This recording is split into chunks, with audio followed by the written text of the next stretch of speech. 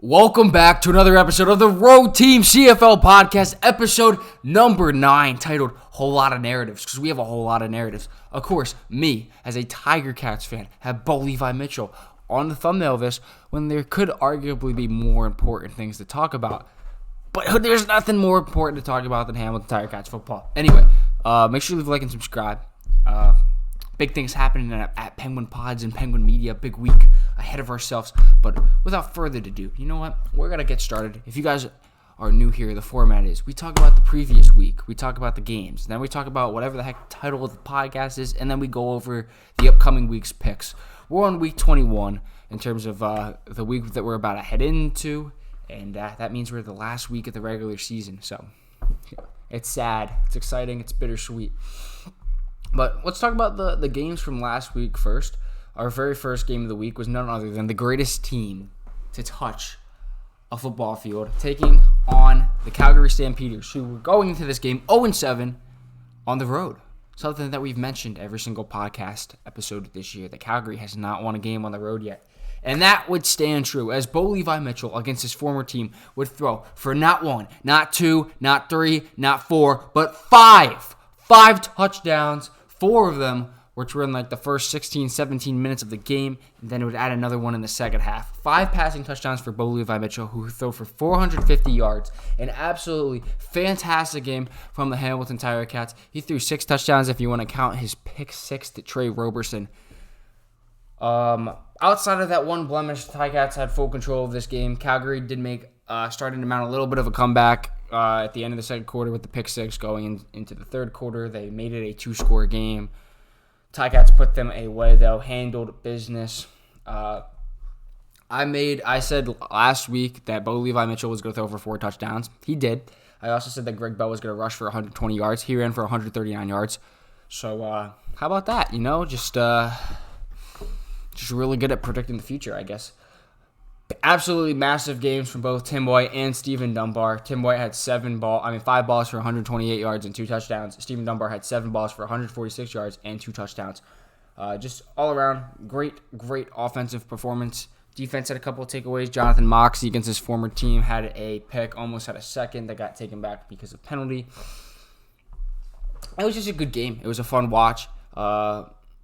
Ticats take care of business and show that if they just won one more game earlier in the year, just any other game, this team would be a playoff team if they beat Ottawa this upcoming week. But unfortunately, this game doesn't mean anything up ahead of ourselves because the Ticats got off to such a terrible start. But either way, love this team. I was very happy to see them go ahead and take care of business at home in week 20. Our second game, first game of Saturday, a game that if you looked at the final score of it, you would think was a back-and-forth absolute thriller. It wasn't quite that. Ottawa, Toronto. Now, I didn't turn on this game until there were 4 minutes and 22 seconds left, and when the score was 38-13. Ottawa did not play the best football in the world. They turned the ball over a couple of times, gave Toronto some prime opportunities to strike.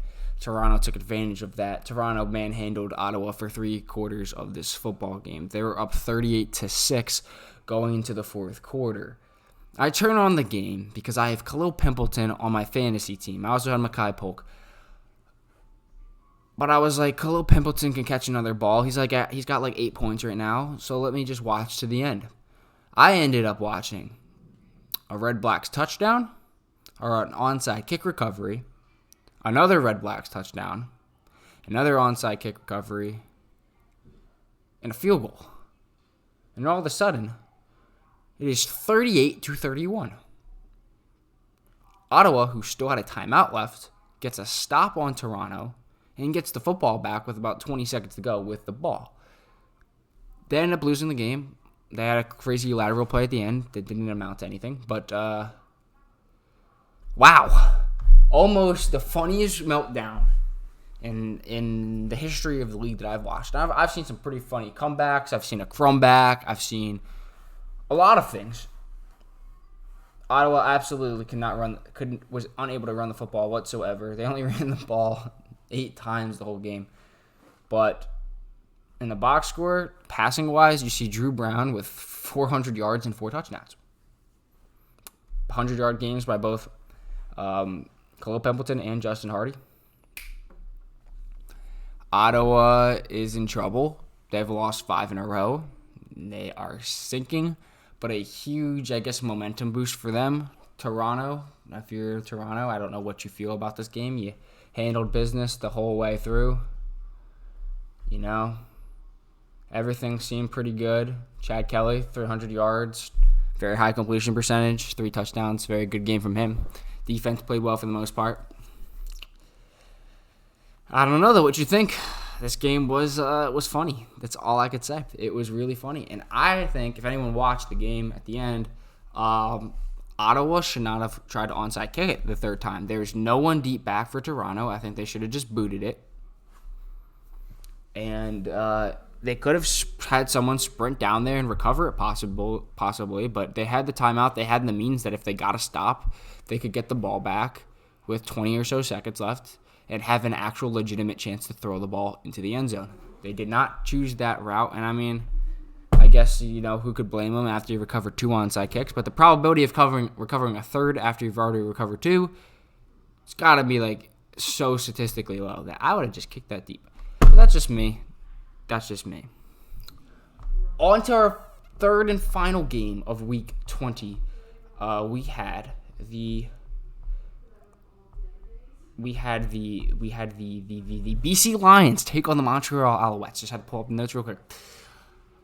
The BC Lions. Vernon Adams returning to the starting lineup for the first time in a very, very long time since I think his injury against Winnipeg way back when in August. No, it was July. Wow, that was in July. Vernon Adams takes care of business, plays exceptionally well. Montreal obviously playing a lot of their backups. Fajardo saw limited time. You had David Alexander. You didn't have, your starters in. 27-3, BC takes care of business. Vernon Adams plays well. 385 yards and 2 touchdowns. He threw 2 picks, but big game from Vernon Adams. You see Justin McGinnis and Keon Hatcher both go over 100. Yeah, I love to see Justin McGinnis look like himself again. And a good momentum booster for BC, which I feel like they absolutely have to ride with Vernon Adams. Tyrese Beverett gets a big interception as well for the defensive MOP and the MOP award in general. So that's exciting. That is exciting news. And that is your Week 20 recap. Now let's go into the whole lot of narratives. The first narrative we're going to talk about is BC Lions. They're on the thumbnail. Vernon Adams on the thumbnail. Is Vernon Adams now going to be the starting quarterback in the playoff game, either against Saskatchewan or against Winnipeg? I sure hope so. Team looked a lot more fun to watch with him out there. Vernon Adams is just a fun quarterback in general. I think he provides a level of explosivity that you do not see in a lot of quarterbacks in the league. His ability to be a dual threat. He doesn't usually take off and run a lot, but just his ability to get outside the pocket, make plays happen. Has a great arm, has a really, really good arm, can find people downfield, has very good connection with Justin McGinnis. I hope Vernon Adams is the starter going in for that game. I think he gives the BC Lions the best chance of winning, and I think he makes for the most fun product on the field. Obviously, he's probably a little rusty, but we will see. We will see. Getting the BC Lions to end of 9-9 on a high note, big for them. Then if we look at the next headline, we'll just go over to that's not on the thumbnail, which should be on the thumbnail, is the West. Who is going to win the West? Winnipeg. If Winnipeg beats Montreal, and Montreal's not going to be going too hard on this one, there's no reason for them to, but if Winnipeg beats Montreal, they have number 1 spot in the West. If they lose and Saskatchewan beats Calgary, who has not won on the road this year and will be on the road, Calgary on the road against Saskatchewan, the Roughriders take over the number 1 spot. It's unfortunate that the Winnipeg game is first and then it's the Saskatchewan game, because the Saskatchewan game is not going to mean anything if Winnipeg, wins and takes care of business. But I think the question is, I think Winnipeg wins this game, but Winnipeg's not this high, super mighty team that I think everyone makes them out to be. They have a good defense. They have some good offensive weapons. Brady Oliveira, I think, should be MOP in my 9 biasness, but my biasness, I'm going to pick Roland Milligan or Levi Mitchell. But in my 9 biasness, I think Brady Oliveira is probably MOP. He's a very, very good player, and he's the heart and soul of that Winnipeg offense. But I do think this team has their flaws, and if they do get exploited and can be exploited by a team of backups, that could happen. But I guess I'm foreshadowing until our Week 21 picks, So that's just something to watch for. Big thing. Saskatchewan, I wish that game was first because you'd have a game in Saskatchewan with the whole crowd into it, playing for trying to lock up a chance at the number 1 spot in the West. But I digress. Then our other massive narrative, Ottawa falling apart 5 in a row. They're in big trouble. I don't know what to think about them. This team's not very good. They're not very competitive, not very fun to watch. So, yeah. I'm not sure. Not really sure about Ottawa going forward. Drew Brown or Jeremiah Mazzoli, who would give them the better shot of winning. I think Coach Dice has rocked with Drew Brown the whole year and is really treating him like this is our number 1 guy. This is the dude that's going to lead us to where we want to go. So it's going to be Drew Brown. Definitely receiving core-wise, you have Pimpleton, Hardy, and Rhymes. Very, very solid group of 3 receivers. Ackland's there too. You have things that are good. The defense is It's Ottawa is the only team that they do play this week, so I don't know what I was about to say. Ottawa plays Hamilton. It'll be big for them to go ahead and try to get back in the win column or some kind of momentum to go into the playoff game. I don't think they rest their starters or anything. I think they go and full on try to win this game. Last narrative, MOP. Who's going to be the MOP? I kind of said Brady Oliveira should be, but this week 21 matters tremendously. I know it's most outstanding and not most valuable, but if Saskatchewan were to win one in the West and Roland Milligan makes a big play this week, Roland Milligan's going to be the West candidate. That's inevitable. I think he has a lot more hype. Brady Oliveira, I guess, is the favorite, but Roland Milligan has a little bit more hype. In terms of on the East side, there's only 2 guys I really think you could possibly give it to be the Eastern nominee. That's Bo Levi Mitchell and Tyrese Beverette. Beverette's been very, very silent because Montreal has just been out of the spotlight. They locked up the East 3 or 4 weeks ago. They've been out of the spotlight for a while. They've been kind of boring, if I'm going to be honest with you. But Tyrese Beverette's been doing his thing week after week. He's going to be up there. And then here's my bias case. Make Bo Levi Mitchell MOP. Make him MOP. I know it's a 9-team league where 6 teams make the playoffs. But just give the man, he's thrown for 5,000 yards. He's thrown for 31 touchdowns. He's so ahead of everybody else. He's been dialed in. He's made a team that was not very competitive at all into a competitive team. And here's the thing. If the Ticats defense was figured out earlier in the year, let's say, there were some I cannot believe I am butchering this up right now. Let's go do this quick thing.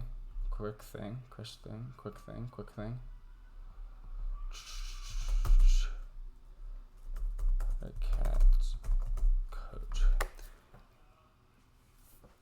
Yeah, this is just me stalling right now. Not that many people like watch a ton of stuff. Okay. Chris Jones. I was about to say Chris Smith. And I know Chris Jones. I love Chris Jones. This is just me having a brain fart moment while I'm recording. And I do this 1 take. And I'm not doing this 2 takes. I'm not making the edit right now. 1 take. 1 take Timmy. 1 take Timmy White. I don't know what I'm saying anymore. Chris Jones. If Chris Jones got to Hamilton earlier and this defense had things figured out, this team's a playoff team. I don't think Bo Levi Mitchell threw games away at the beginning of this year. Yes, there's the big interception against Saskatchewan, but that implosion happened because of the defense. I think he's put this team in positions to win so many games at the beginning of the year. He got benched. I didn't agree with that benching. We put the team in so many positions to win this year. It was the defense and the special teams that incredibly let the Ticats down. The Ticats have always been statistically number 1 or number 2 in the league offensively this entire season, especially passing the ball. And yes, Levi Mitchell has thrown 17 interceptions. I understand that. The Ticats have turned the ball over a ton. I understand that. But Levi Mitchell, I think in terms of outstandingness, has been doing something that I don't see many other players doing. I would not be mad if Beverett gets the nod over him out of the East. But Levi Mitchell is 31 tutties this year, and the way he's looked recently, and like he's slinging the ball. Very comfortable, great footwork in the pocket. He's been making incredible reads. He's been genuinely like one of the most fun players to watch, and I hate pocket passer quarterbacks. I'm just being honest. I like guys like Vernon Adams and Trey Ford that could do things outside the pocket. But Bo has been playing exceptional and downright outstanding. I think he's worth consideration here, just to be in the conversation and be in the talks. Those are all of our narratives. I spent too much time on that. Let's wrap it up right now with our last bit of things. Let's go ahead and make our picks, which I've already leaned into like several of these games. Hamilton at Ottawa. Ottawa's playing for something, but Ottawa's not too hot right now. Hamilton is, and I know this Hamilton Tiger-Cats team has technically nothing to play for. This team is a tight-knit group. You see it by the way they've taken the field in the second half of the year. You see it on the social media content. This team is united. It's together. You feel it. The fan base feels it. This team is going to want to go into Ottawa and end the year off with a win. This team is riding Levi Mitchell. They believe in him as their starting quarterback. They believe in each other. The Ticats are going to win this game. They're going to take care of business against a struggling Ottawa team looking to find some footing, and they're going to devour them. This is Hamilton's game for sure. Ticats win it by 2 scores. Yes, I'm biased. I'm very biased. I'm very aware. Greg Bell, 100-yard rushing game for sure. Bo is going to throw for 3 tutties. This is the Ticats win. Toronto and Edmonton. This game could have meant something, but it doesn't. Toronto has absolutely no reason to really play for anything. This is a late Friday night game. Edmonton, Trey Ford has a lot to possibly play for. I think he's going to be a free agent, but I'm not entirely sure. If Trey Ford's starting, which I'm also not entirely sure. Edmonton, I love watching them. I love their secondary. I love their ground game. Edmonton will, I think, take this one in their hometown. That's hard to believe, me saying that Edmonton wins a home game. I'm just remembering the insane drought they had. So I know things are very different right now. But Edmonton, I think, is going to beat Toronto. I don't know who we'll see. I don't know if we're going to see Chad Kelly and they're going to keep him in there, or if we're going to have... I should have really looked at the depth charts, because the depth charts are literally like out. They're literally out. So this is poor preparation, guys. This is why you gotta be prepared. Proper preparation prevents poor performance. That's what my coach tells me all the time. So boom, here's the depth chart. Here's the depth chart for Toronto, and it's Cameron Dukes. It's Cameron Dukes rocking with for Toronto. So I think this is Edmonton's game to win, and they're going to win. Give me Edmonton by a touchdown, taking care of business over Toronto. Winnipeg and Montreal. I'm just going to be a hater right here. I'm just going to play into it. I've been hating on Winnipeg this whole second half of the year. Now, this is going to be on. I was weird. I've said this in another podcast before. I'm going to grab the mic like this because I feel like I need to. This is an important point right now. I feel like I need to talk like this. So I'm going to go back. I'm going to scoot back and make this point right here. Here's the thing. Winnipeg has been a very solid team all year. Even when they started 0-4, they played very well. There's definitely problems with their team, and I think there's some of the same problems when they're going 0-4 are still present right now. They've made some fixes. They've gotten some new faces in the wide receiver room. They've overcome some injuries, and the defense has been amazing. Yes. I rooted for Winnipeg to return to dominance because something just feels right when Winnipeg is winning games. I should want to hate Winnipeg, not want them to win. I wanted them to win the whole middle of the season, and they did. And they took the lead away from Saskatchewan. I thought Saskatchewan were frauds at the beginning of the year, and they kind of were, if I'm being honest. But the way the Saskatchewan Roughriders team is right now, I think they are the legitimate number one team in the West. And I would enjoy to see them host a home playoff game that's not just the semifinals, but the Western Final. I would love to see it.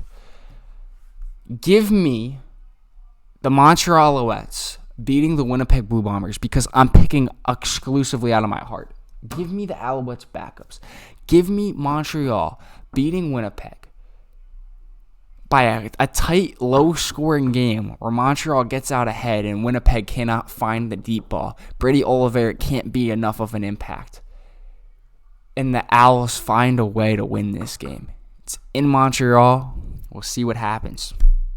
And then playing into that narrative, give me the Saskatchewan Roughriders taking care of business against the Calgary Stampeders, winless on the road this year. They will fall to 0-9 on the road. Saskatchewan will improve to 10-7-1, which will be greater than Winnipeg's 10-8. And so the Saskatchewan Roughriders will be the number one seed in the Western Division. I have no basis for any of those picks other than Winnipeg has flaws, and I think Saskatchewan's the better team, and I would like to see Roland Milligan as the Western Division candidate because he's really cool. He wears number 0. I like defensive backs better than running backs unless it's like Javon Leake or like Justin Rankin or Greg Bell or James Butler. Most of the time I'm going to gravitate towards a DB. I used to be a DB. I love DBs. Roland Milligan has been doing something absolutely special this year, and I want to be able to have as much of a chance to fight for him being the guy as possible. So this whole podcast has not been anything at all towards, giving you the facts of the case. I've been telling you what my heart is and what I want to happen, and we'll see if that happens or if it's the exact opposite to happen. And one final extra bonus topic. It's the last week of the season. There's some players close to 1,000 yards or 3,000 yards passing. We have one player close to 3,000 yards passing. That's Cody Fajardo. I hope that they put him in enough at the beginning of the game to go ahead and get him to 3,000 yards because that's what I would do if I was the Montreal Alouettes. I don't want him to be insanely rusty either. Fajardo needs 59 yards to get to 3,000. Just put him in, get him his 59 yards, and take him out. Please do it. Rushing-wise, there's no one that close. Raquel Armstead would have to rush for well over 150 yards to get to 1,000. He would not actually. Okay, never mind. Raquel Armstead needs 138, which is doable. It's possible. Raquel Armstead would need 138. Dedrick Mills would need 205 yards. Justin Rankin would need a whopping 283 yards. So that's nothing. This is the one that matters, though. This is the whole reason why I brought this up in the first place. Guys close to 1,000-yard years in the air, the receiving game. We have so far, we've had 5 1,000-yard receivers. But we have Eugene Lewis only needing 18 yards. We have Stephen Dunbar only needing 21. We have Ontario Wilson only needing 57. We have Nick Dembski only needing 60. We have Alexander Hollins needing 63. Shamar Burgess is out, unfortunately, so he's not going to get that. We have Makai Polk needing 902. Dominique Grimes needing 104. Keandre Smith needing 119. And Kurla Gittins needing 153. A lot of guys to be on watch to potentially be 1,000-yard receivers in the CFL this year. Something to keep an eye on.